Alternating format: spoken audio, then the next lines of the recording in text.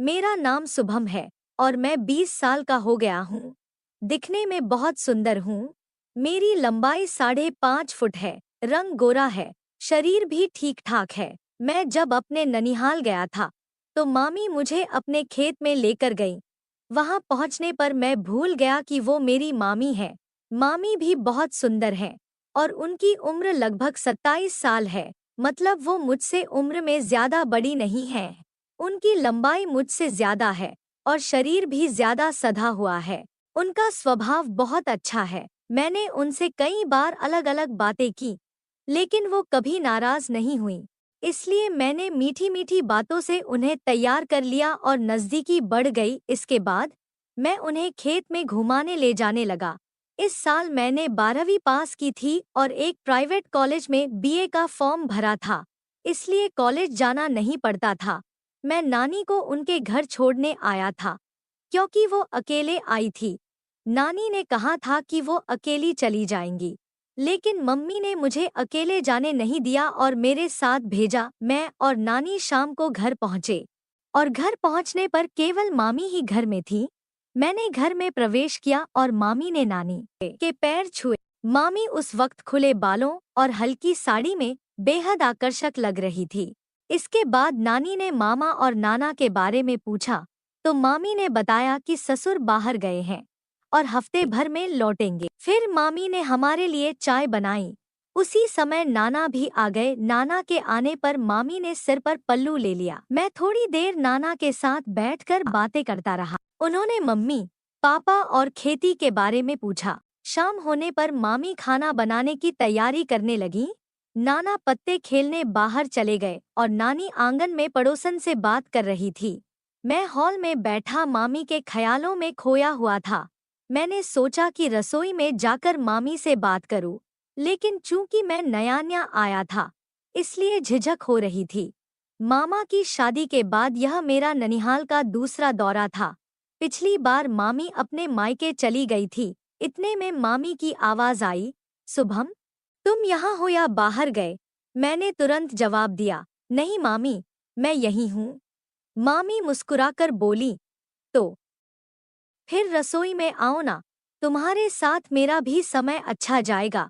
मामी के इतना कहते ही मैं झट से रसोई में पहुंच गया। मामी बाल बांधकर सब्जी बना रही थी।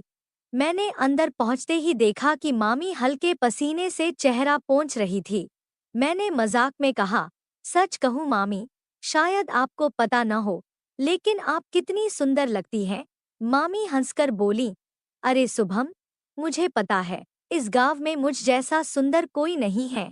और सुनो, अगर आज मेरे हाथ का खाना खाया तो उंगलियां चाटते रह जाओगे। फिर हम सबने खाना खाया। रात को मैं अपने कमरे में जाकर सो गया। सुबह मैं सबसे देर से उठा। नाना खेत पर जा चुके थे। नानी हमेशा की तरह पड़ोस में चली गई थी और मामी घर में झाड़ू लगा रही थी। मामी ने मुझे उठते ही कहा, शुभम, तुम बहुत सोते हो, जल्दी से मुंह धो लो, मैं तुम्हारे लिए चाय लाती हूँ। मैंने मुंह धोकर आकर देखा तो मामी चाय और नाश्ता लेकर आई थी। मैंने मामी से कहा, क्या जरूरत थी, मैं खुद ले लेता, घर में तो मुझे खुद ही सब करना पड़ता है। मामी मेरे पास बैठकर हंसते हुए पूछने लगी, क्या शुभम, रात को इतनी देर तक किससे बात कर रहे थे? तभी तो इतनी देर से उठे हो। मैंने कहा, मामी, तुम भी ना सुबह सुबह शुरू हो जाती हो। मामी हंसकर बोली, सच सच बताओ, झूठ मत बोलना, कौन है वो? उसकी तस्वीर तो दिखाओ, क्या वो मुझसे ज्यादा सुंदर है? मैं भी देखूं। मैंने मामी से शपथ लेकर कहा, मामी, सच में, तुम्हारी कसम, ऐसा कुछ भी नहीं है। तब मामी हैरानी से बोली, मतलब तुमने अब तक किसी को सेट भी नहीं किया? मैं सिर हिला रहा था और मामी मेरी तरफ देखकर हंस रही थी। मामी ने हंसते हुए कहा, तो फिर मामी के बारे में क्या ख्याल है? मामी के मुंह से ऐसा सुनकर मेरी सांस रुक गई, लेकिन अगले ही पल वो जोर जोर से हंसने लगी और बोली, शुभम, तुम बहुत अच्छे लगते हो, मैं तो बस मजाक कर रही थी। फिर उन्होंने चाय का कप उठाया और अपने काम में लग गईं। सच कहूं तो मामी का स्वभाव बहुत अच्छा है। वो हमेशा ऐसे मजाक करती रहती है। इसलिए मैंने भी तय किया कि जब इतनी प्यारी मामी मिली है तो थोड़ा मजाक मैं भी करूं। खाना खाने के बाद मैं मामी के कमरे में गया। मामी ने अभी अभी अपने बाल धोए थे और उन्हें सुखाने की कोशिश कर रही थी। जैसे ही मैं कमरे में दाखिल हुआ, मामी बोली, अरे शुभम, अच्छा हुआ तुम आ गए, मैं तुम्हें बुलाने ही वाली थी। सुबह से मेरी पीठ में बहुत दर्द हो रहा है, क्या तुम थोड़ा बाम लगाकर मालिश कर दोगे? मैंने तुरंत कहा, अरे मामी, ये बात सुबह ही कहनी चाहिए थी, मैं पहले ही बाम लगा देता, तुम्हें बेवजह दर्द सहना पड़ा। फिर मैंने मामी की पीठ पर बाम लगाकर मसाज करना शुरू किया। मामी ने कहा, अब थोड़ा आराम लग रहा है, सुबह से तो दर्द के मारे बुरा हाल था। इसके बाद 3-4 दिन ऐसे ही मस्ती में बीते और मैं मामी के साथ ज्यादा समय बिताने लगा। मामी मुझे अब एक क्यूट दोस्त की तरह लगने लगी थी। मैंने घर पर फोन करके बताया कि मैं कुछ दिन यहीं रुकने वाला हूँ। दरअसल मैं सिर्फ एक दिन के लिए आया था, लेकिन मामी के साथ समय बिताने के लिए मैंने रुकने का मन बना लिया। एक शाम टाइम पास के लिए हम लूडो खेल रहे थे। मामी जीतने वाली थी। तब मामी हंसकर बोली, शुभम, तुम अभी भी लूडो में कच्चे हो, तुम्हारे मामा भी आज तक मुझे नहीं हरा सके। मैंने तुरंत जवाब दिया, अरे खेल अभी खत्म नहीं हुआ है, तुम अब भी हार सकती हो। मामी हंसकर बोली, रोहन, चाहे तुम कितनी भी कोशिश कर लो, मैं हारने वाली नहीं हूँ। मैंने उन्हें चैलेंज दिया, अगर तुम हारी तो मैं जो कहूँगा तुम्हें करना होगा। मामी ने हंसते हुए कहा, ठीक है, बता तेरी क्या शर्त है? मैंने मामी को कहा, एक बार सोच लो, बाद में पीछे मत हटना। मामी हंसकर बोली, पहले हरा कर तो दिखा। खेल में अचानक 3 बार मेरे नंबर आए और मैंने गेम पलट दिया। मुझे लगा जैसे मैंने कोई बड़ी जंग जीत ली हो। मामी का चेहरा हारने के बाद मायूस हो गया। मामी बोली, शुभम, तुमने चीटिंग की है। मैंने हंसते हुए कहा, नहीं मामी, अब कोई बहाना नहीं चलेगा। मामी ने हंसते हुए कहा, ठीक है, बताओ तुम्हारी क्या इच्छा है? मैंने थोड़े गंभीर होकर कहा, मामी प्लीज गुस्सा मत होना और मेरी बात का बुरा मत मानना। मामी बोली, अरे नहीं गुस्सा करूंगी, बोलो क्या कहना है। मैंने एक ही सांस में मामी से सब कुछ कह दिया और शांत हो गया। मामी बोली, तुम क्या कह रहे हो? तुम्हें समझ में भी आता है? मैं तुम्हारी मामी हूँ।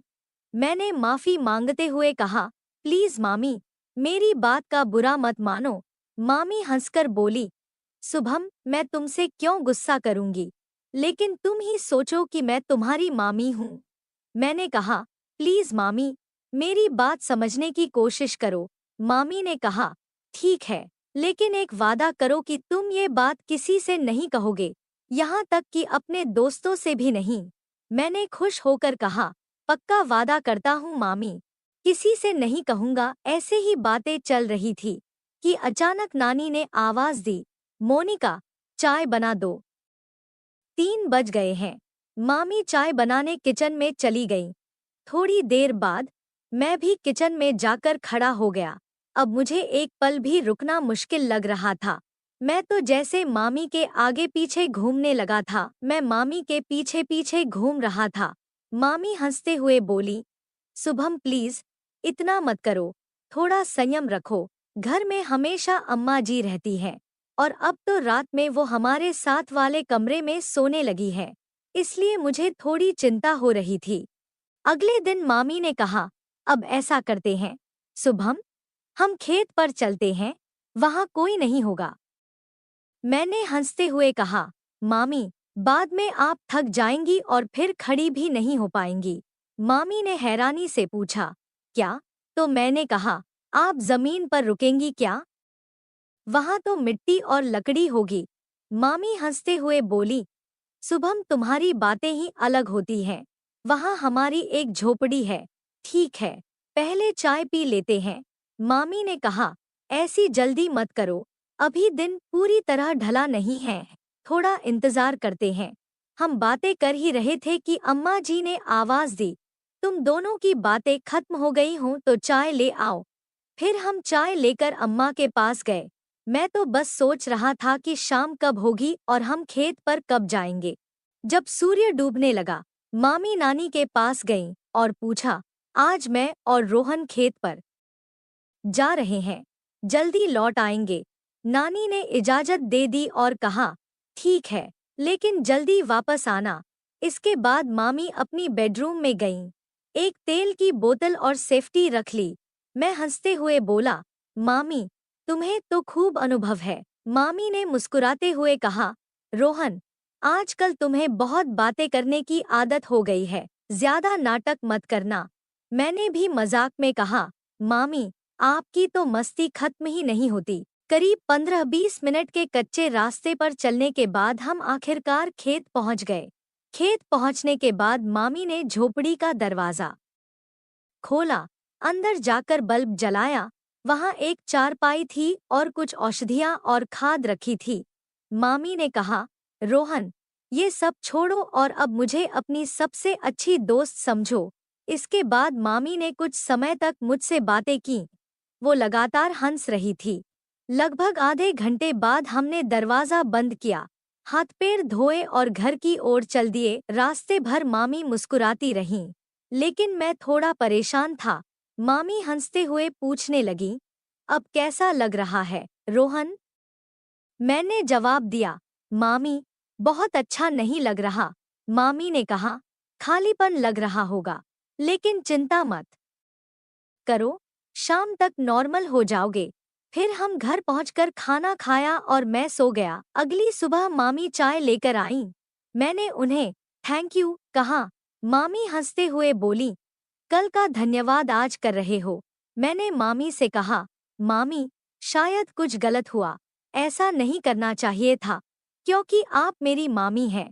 मामी ने हंसते हुए कहा, अब तुम्हें गलत लग रहा है, पर इसे याद रखना, चिंता मत करो।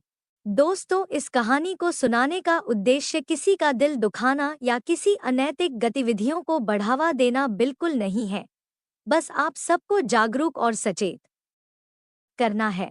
अगर आपको मेरी कहानी पसंद आई हो तो वीडियो को लाइक, चैनल को सब्सक्राइब करने के साथ इस वीडियो को ज्यादा से ज्यादा लोगों को शेयर करें। मिलते हैं फिर ऐसी ही कहानी के साथ। मेरा नाम करिश्मा है। मेरी उम्र 30 साल है। मेरी शादी को 15 साल हो चुके हैं और मैं दिखने में बहुत गोरी हूँ। मेरे बाल कमर तक लंबे हैं। मैं सड़क किनारे एक होटल चलाती हूँ, जहाँ रोज सड़क पर से गुजरने वाले ड्राइवर खाना खाने और चाय पीने मेरे होटल में आते हैं। मेरे हाथ का घर जैसा खाना सभी ड्राइवरों को बहुत पसंद आता है और ड्राइवर लोग उस खाने की तारीफ करते नहीं थकते। आज जो कहानी मैं आपको सुना रही हूँ, वो उस समय की है जब बारिश का मौसम था। मेरे होटल पर एक ट्रक ड्राइवर आया। बाहर बहुत तेज बारिश हो रही थी, इस वजह से उसे गाड़ी चलाने में मुश्किल हो रही थी। उसने मुझसे कहा, क्या मुझे रात रुकने के लिए एक कमरा मिल सकता है?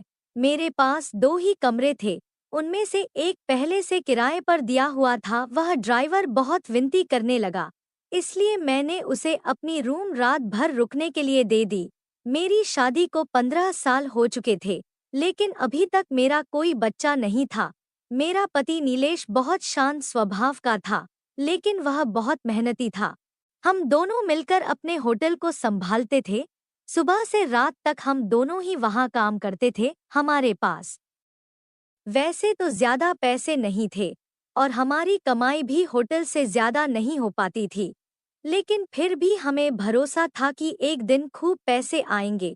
अगर हमारे पास पहले से पैसे होते तो हम एक बड़ा होटल खोल चुके होते। ज्यादातर ड्राइवर चाय पीने के लिए ही रुकते थे और खाना में मैं रोटी, बट्टी, चोखा और चटनी और बनाती थी। यह मेरा मेन्यू था, लेकिन पंजाबी ड्राइवरों को पंजाबी खाना बहुत पसंद आता था। मुझे पंजाबी और चाइनीज खाना बनाना भी आता था, लेकिन मेरा पति चाहता था कि हमारा होटल सिर्फ बिहार और यूपी का ही खाना परोसे। कभी कभी ऐसा भी होता कि एक भी ग्राहक खाना खाने नहीं आता था। ऐसे में मेरे पति पास के एक छोटे तालाब में मछली पकड़ने चले जाते थे। वह अपने दोस्तों के साथ मछलियां पकड़ते और उन्हें बेचने के लिए मार्केट में ले जाते थे। जब मेरे पति घर पर नहीं होते थे तो होटल का सारा काम मुझे ही संभालना पड़ता था।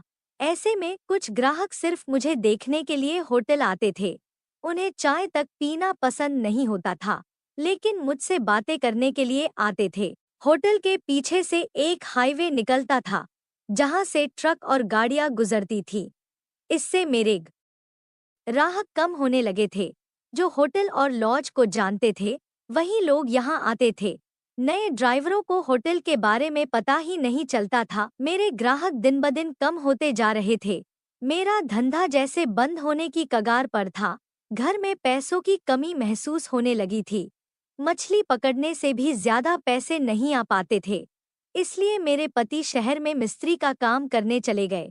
वहाँ मिस्त्री के काम के अच्छे पैसे मिलते थे और मेरे पति वही करने लगे। मेरे पति मुझसे कह रहे थे कि अब होटल बंद कर देना चाहिए, लेकिन मैं उनसे कहती थी कि नहीं, मैं घर में बैठकर क्या करूंगी। इसलिए मैंने होटल वैसे ही चालू रखा। अब मेरे पति मेरे पास 8-10 दिन तक नहीं आते थे। पति के दूर होने से उनकी कमी मुझे बहुत महसूस होती थी। हम एक दूसरे से बात भी नहीं कर पाते थे। पति की याद में मैं खो जाती थी। कभी सोचती थी कि वह पहले कितने अच्छे दिखते थे, लेकिन अब वैसे नहीं रहे। वह थोड़ा नशा भी करने लगे थे। पहले वह इतने खुशमिजाज थे कि उनकी हंसी देखकर मुझे भी अच्छा लगता था। उनके पास मोबाइल नहीं था, इसलिए जब वह काम पर चले जाते थे तो यह पता नहीं चलता था कि वह गाँव कब आएंगे। हम दोनों बात भी नहीं कर पाते थे। पति की यादों में मैं अक्सर डूब जाती थी। कभी कभी वह मुझसे प्यार से कहते थे कि अब नशा नहीं करूंगा। उनकी बातों से मेरा गुस्सा भी खत्म हो जाता था और मैं हंसने लगती थी। मेरी कोई औलाद नहीं थी, जिससे मैं बहुत दुखी रहती थी, और मेरे पति को भी औलाद की चाह थी। पति मुझे कहते थे कि मैं तुम्हें सुख नहीं दे पाया, और मैं उन्हें समझाने की कोशिश करती थी कि सब ठीक हो जाएगा। पैसे की कमी के कारण वह अक्सर निराश हो जाते थे और उनकी निराशा मुझे भी दुखी कर देती थी। लेकिन मैंने कभी कोई जिद नहीं की। एक दिन बारिश हो रही थी और रात का समय था। तभी एक ट्रक मेरे होटल के सामने आकर रुका। मैं होटल बंद करने ही वाली थी, तभी एक ट्रक ड्राइवर आया। उसने टॉर्च जलाकर होटल की तरफ देखा और मुझसे पूछा, क्या खाने को कुछ मिलेगा? मैंने कहा, हाँ, मैं अभी गर्म खाना बना देती हूँ। पहले मैंने उसे चाय बनाकर दी, फिर खाना बनाने में लग गई। 20 मिनट के अंदर मैंने उसे खाना परोस दिया। उसने भरपेट खाया और बोला, आपके हाथ का खाना बहुत स्वादिष्ट है। मैंने उसे धन्यवाद दिया। वह बोला, बारिश बहुत तेज है, मैं गाड़ी नहीं चला पाऊंगा। क्या यहाँ रुकने को कोई जगह मिलेगी? मेरे पास 2 कमरे थे, जिनमें से एक किराए पर था। वह स्वभाव से बहुत अच्छा लग रहा था, इसलिए मैंने सोचा कि ग्राहकों की संख्या वैसे ही कम हो गई है, उसे मना करना सही नहीं होगा। मैंने कहा, एक कमरा है, लेकिन उसमें मैं रहती हूँ। उसने कहा, कोई बात नहीं, मैं वहाँ एडजस्ट कर लूंगा। वह ट्रक से अपना बैग लेकर आया। मैंने उसे कमरे में ले जाकर जगह दी। कमरे में 2 पलंग थे। उसने अपना बैग रखा और एक पलंग पर आराम करने लगा। मैं होटल के बाकी काम निपटा रही थी। वह एक पलंग पर सो गया और दूसरे पर मैं। रात के करीब 2 बज रहे थे। बारिश रुकने का नाम नहीं ले रही थी। बिजली भी चमक रही थी। मैंने देखा कि वह ठंड से कांप रहा था। मुझे उस पर दया आई। मैंने अपनी एक चादर उसे ओढ़ा दी। वह सो रहा था, इसलिए मैंने उसे उठाया नहीं, लेकिन मुझे महसूस हुआ कि उसे बुखार भी हो गया था। शायद वह पूरी तरह से भीग गया था। मेरे पास कुछ दवाइयाँ थीं। मैंने उसे उठाया और कहा, आपको तेज बुखार है, ठंड और सर्दी हो गई है, यह दवाइयाँ ले लीजिए, इससे सुबह तक आराम मिलेगा। उसने दवाइयाँ ली और मुझसे पूछा, क्या आप यहाँ अकेले रहती हैं? मैंने कहा, हाँ, यह होटल मेरा है। मेरे पति शहर में काम करते हैं। हाईवे सड़क पार जाने के बाद हमारे ग्राहक कम हो गए हैं। फिर मैंने उसे आराम करने को कहा और मैं भी सो गई। सुबह 5 बजे मेरी आँख खुली। मैंने देखा कि ट्रक ड्राइवर वहाँ नहीं था। बाहर जाकर देखा तो भी वह नहीं दिखा, लेकिन उसने पलंग पर 3,000 रुपए रखे थे। मैं सोच में पड़ गई कि वह बिना बताए चला गया। कम से कम जाते वक्त बताना तो चाहिए था, लेकिन वह आदमी बहुत ईमानदार था। उसने पैसे भी छोड़कर गए थे, वरना कोई और होता तो शायद पैसे भी न छोड़ता। उसकी ईमानदारी मुझे बहुत पसंद आई। अगले दिन मेरा पति वापस आया। वह 20 दिनों से मेरे पास नहीं था। मैंने उससे पूछा, आप इतने दिनों तक क्यों नहीं आए? कहाँ चले गए थे? वह कहने लगा, मैं चेन्नई में काम करने गया था।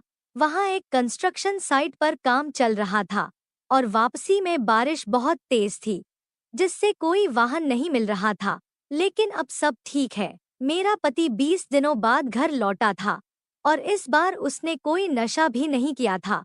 उसने मुझसे कहा, देखो करिश्मा, मैंने तुमसे कहा था कि अब मैं नशा नहीं करूँगा। इस बार मैंने मेहनत की, नशा करने का वक्त ही नहीं मिला। उसकी यह बात सुनकर मुझे बहुत अच्छा लगा। 1 महीने बाद वही ट्रक ड्राइवर फिर मेरे होटल पर आया। मैंने उसे देखते ही पहचान लिया। वह मुस्कुराते हुए बोला, जल्दी खाना बनाइए, आपके हाथ का खाना पिछले बार खाया था, उसकी याद अब तक ताजा है। मुझे उससे पहले कुछ और कहना ठीक नहीं लगा, इसलिए मैंने पहले खाना बना दिया।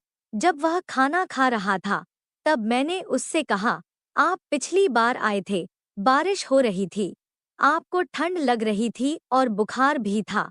मैंने आपको दवाइयाँ दी थीं, लेकिन आप सुबह उठकर बिना बताए चले गए।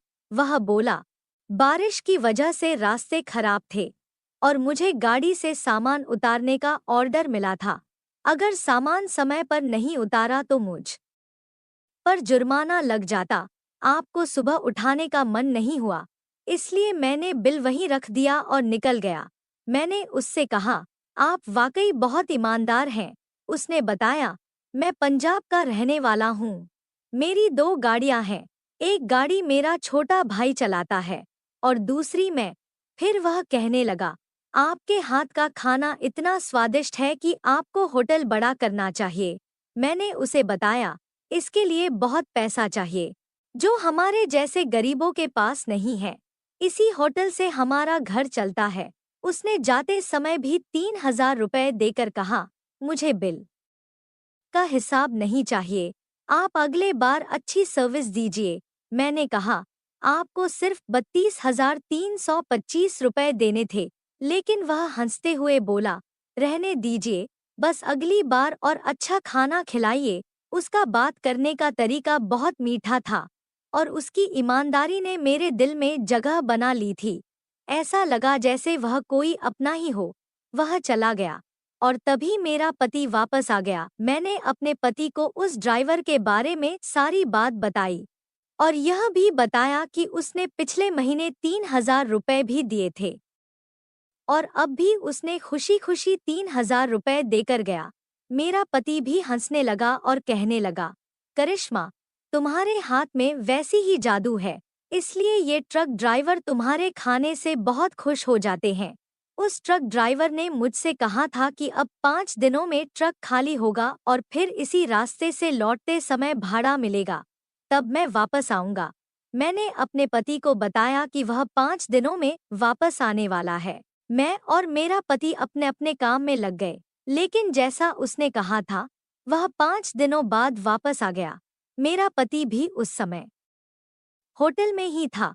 मैंने उसे देखकर तुरंत अपने पति को आवाज दी, ए जी, सुनिए, वो ट्रक ड्राइवर वापस आ गया है। मेरा पति किचन में काम कर रहा था।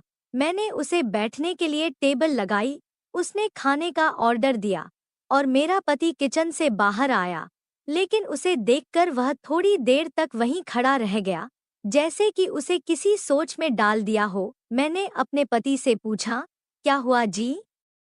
आप उसे देखकर ऐसे क्यों रह गए? वह ट्रक ड्राइवर तुरंत उठकर चला गया। तब मेरे पति ने कहा, तुम्हें पता नहीं, वह आदमी कौन है? वह कोई आम आदमी नहीं है। मैंने अपने पति से पूछा, आखिर क्या हुआ?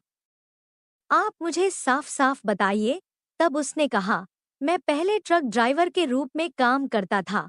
यह भी उसी ट्रक में मेरे साथ हेल्पर के तौर पर काम करता था। लेकिन एक बार जब हम पेट्रोल पंप पर सो रहे थे, ट्रक चोरी हो गया और इसने मुझ पर आरोप लगाया कि मैंने माल के साथ ट्रक चोरी किया है। मैंने कोई गलती नहीं की थी, लेकिन मालिक ने मुझ पर विश्वास नहीं किया। मुझे 1 महीने के लिए जेल में डाल दिया और मुझसे 5 लाख रुपए भी वसूल किए। उसी घटना की वजह से आज मैं कर्ज में हूँ और होटल चला रहा हूँ। मुझे अपने पति का दुख समझ में आया। मैं गहरे विचारों में डूब गई। लेकिन वह ट्रक ड्राइवर वापस होटल आया और मेरे पति से कहा, दोस्त, जो भी हुआ उसे एक सपना मानकर भूल जाओ। आज मैं अच्छी कमाई कर रहा हूँ।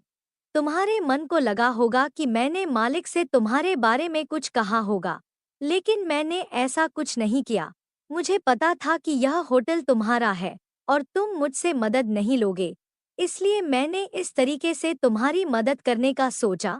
वह मेरे पति के सामने मुझसे कहने लगा, भाभी, आप ही इन्हें समझाइए। लेकिन उसकी बातें सुनने के बाद मैंने भी उससे कुछ कहने की जरूरत नहीं समझी। वह चला गया और जब उसने होटल छोड़ा तो उसने 5 लाख रुपए देकर कहा, जो हुआ उसे भूल जाओ। 2 महीने बाद हमें पता चला कि मैं गर्भवती हूँ। मैं और मेरा पति बहुत खुश हुए। हमने सारी पुरानी बातें भुला दी। दोस्तों, इस कहानी को सुनाने का उद्देश्य किसी का दिल दुखाना या किसी अनैतिक गतिविधियों को बढ़ावा देना बिल्कुल नहीं है। बस आप सबको जागरूक और सचेत करना है।